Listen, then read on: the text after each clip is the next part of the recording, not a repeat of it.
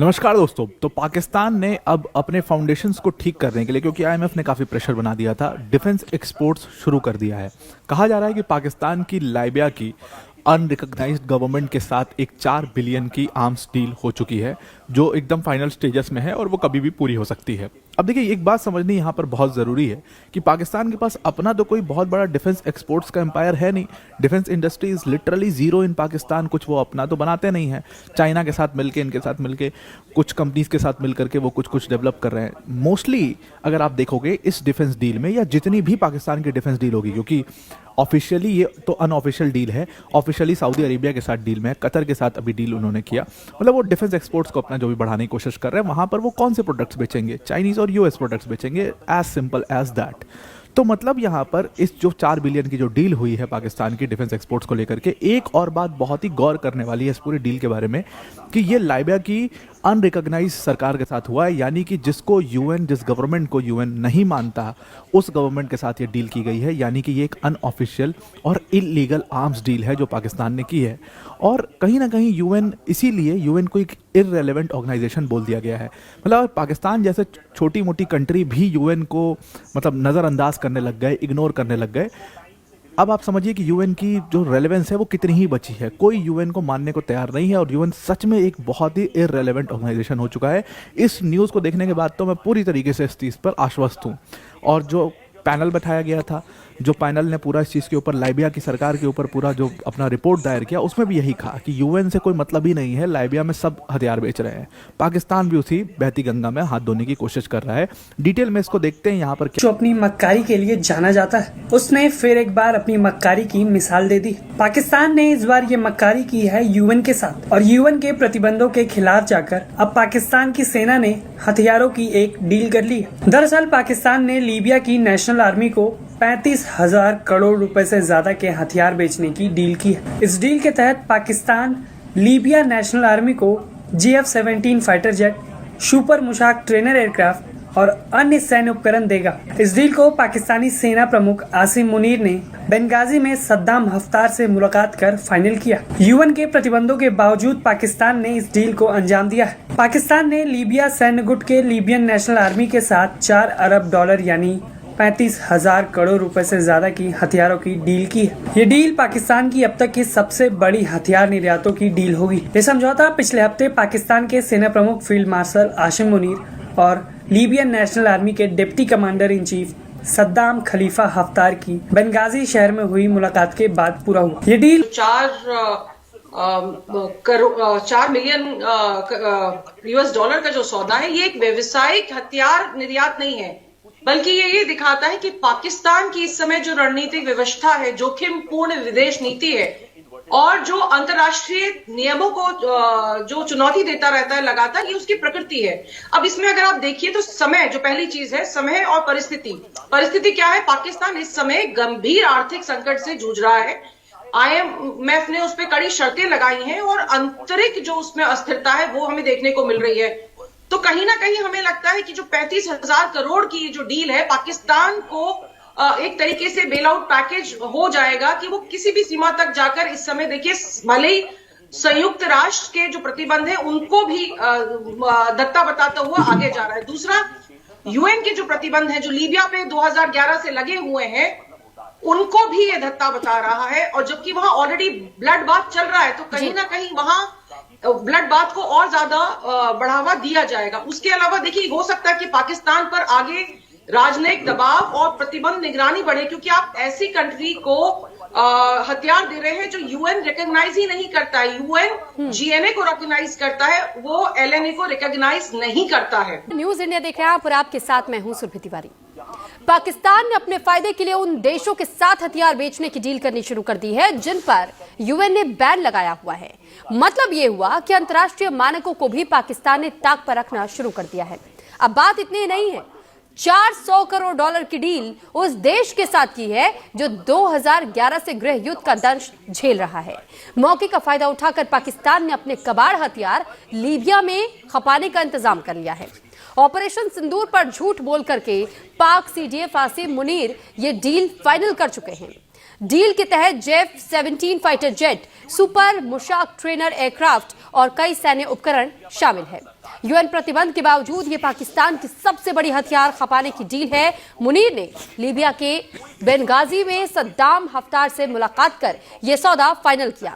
इस मुद्दे को लेकर के चर्चा के लिए हमारे साथ गेस्ट का पैनल भी हमारे साथ जुड़ा है और उनके पास भी हम जाएंगे, लेकिन साथ ही साथ हम आपको एक बार फिर यह बता दें कि जिस तरीके से यह हथियारों की डील हुई है, ये यूएन के खिलाफ जाकर हुई है। डिफेंस के लिहाज से इन तमाम पहलुओं पर चर्चा करते हैं तो बहुत ज्यादा जरूरी हो जाता है ये जानना और समझना कि आखिर किस लिहाज से ये डील की जा रही है। क्या यूएन किसी भी देश से ऊपर हो जाता है? जब यूएन ने प्रतिबंध लगा दिया तो आप उसे कैसे पार कर सकते हैं?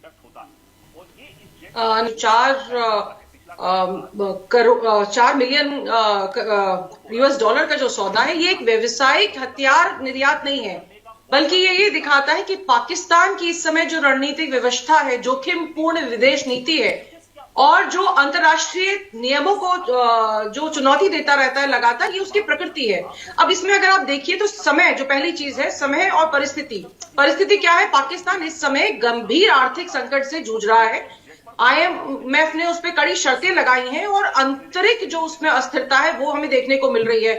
तो कहीं ना कहीं हमें लगता है कि जो 35,000 करोड़ की जो डील है, पाकिस्तान को एक तरीके से बेल आउट पैकेज हो जाएगा कि वो किसी भी सीमा तक जाकर, इस समय देखिए भले ही संयुक्त राष्ट्र के जो प्रतिबंध है उनको भी धक्का बताता हुआ आगे जा रहा है। दूसरा, यूएन के जो प्रतिबंध है जो लीबिया पे 2011 से लगे हुए हैं, उनको भी ये धक्का बता रहा है। और जबकि वहां ऑलरेडी ब्लड बाथ चल रहा है, तो कहीं ना कहीं वहां ब्लड बाथ को और ज्यादा बढ़ावा दिया जाएगा। उसके अलावा देखिए, हो सकता है कि पाकिस्तान पर आगे राजनयिक दबाव और प्रतिबंध निगरानी बढ़े, क्योंकि आप ऐसी कंट्री को हथियार दे रहे हैं जो यूएन रिकॉग्नाइज ही नहीं करता है। यूएन जीएनए को रिकॉग्नाइज करता है, वो एलएनए को रिकॉग्नाइज नहीं करता है जी। उसके अलावा ये कूटनीति नहीं है। देखिए, हथियार बेचने कौन गया? इनके सीडीएफ आसिम मुनीर, वो हथियार बेचने गए हैं। तो कहीं ना कहीं सेना जो है अब राजनीतिक और व्यावसायिक चीजों को भी हैंडल कर रही है, वो भी इंटरनेशनली।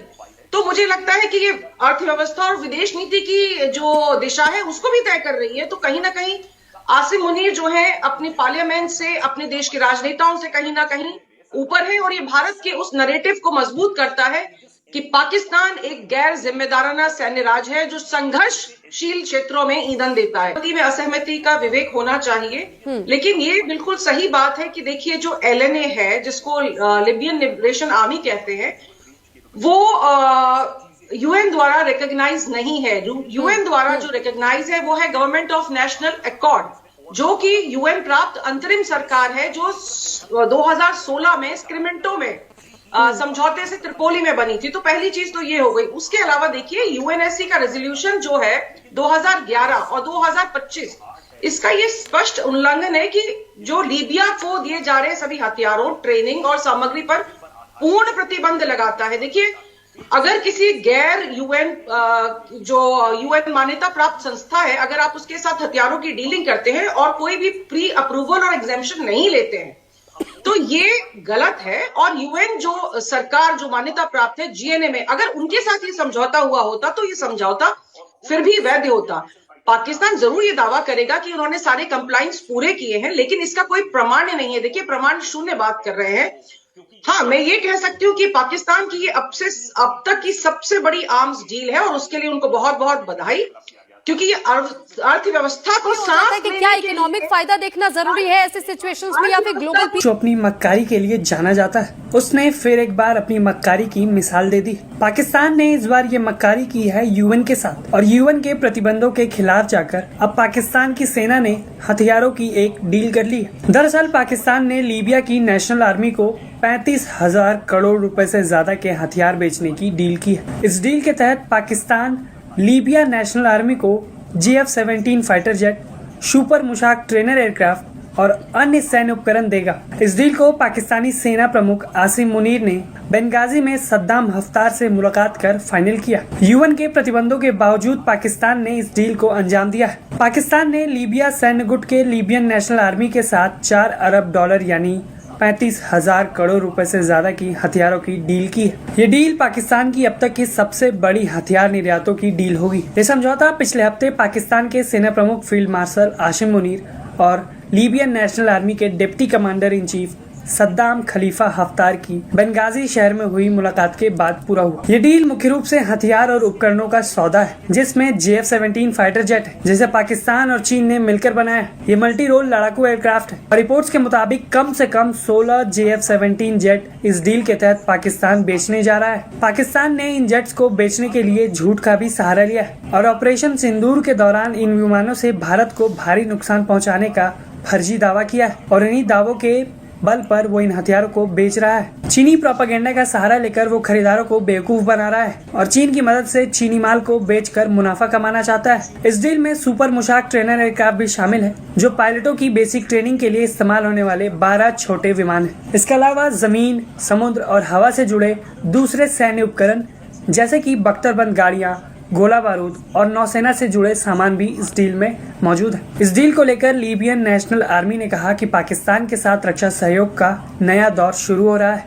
जिसमें हथियार बिक्री, संयुक्त ट्रेनिंग और सैन्य उत्पादन भी शामिल है। मगर आपको बता दें कि लीबिया पर 2011 से संयुक्त राष्ट्र का हथियार प्रतिबंध लगा हुआ है। 2011 में नाटो की मदद से मुअम्मर गद्दाफी की सरकार गिरने के बाद देश 2 हिस्सों में बंट गया था, जहां पश्चिम में त्रिपोली की UN मान्यता प्राप्त सरकार है, लेकिन पूर्व और दक्षिण में जनरल खलीफा हफ्तार की लीबियन नेशनल आर्मी, जो कि तेल के बड़े क्षेत्रों पर कब्जा रखती है, उनका शासन यहाँ चलता है और ये डील इसी लीबियन नेशनल आर्मी के साथ की जा रही है, जो UN मान्यता प्राप्त सरकार के खिलाफ लड़ाई लड़ती है। इस डील की वजह से अब लीबिया में गृह युद्ध और लंबा खिंच सकता है। UN के मुताबिक लीबिया पर हथियार प्रतिबंध अब अप्रभावी हो चुका है, क्योंकि पाकिस्तान जैसे कुछ देश पहले से प्रतिबंध होने के बावजूद हथियार बेचने का काम कर रहे हैं। इस गलत काम को सही साबित करने के लिए पाकिस्तानी अधिकारियों का कहना है कि वो अकेले नहीं हैं जो लीबिया को हथियार बेच रहे हैं। इस पूरे डील को पूरा करने के लिए पाकिस्तानी सेना प्रमुख फील्ड मार्शल आसिम मुनीर ने एड़ी चोटी का जोर लगा दिया,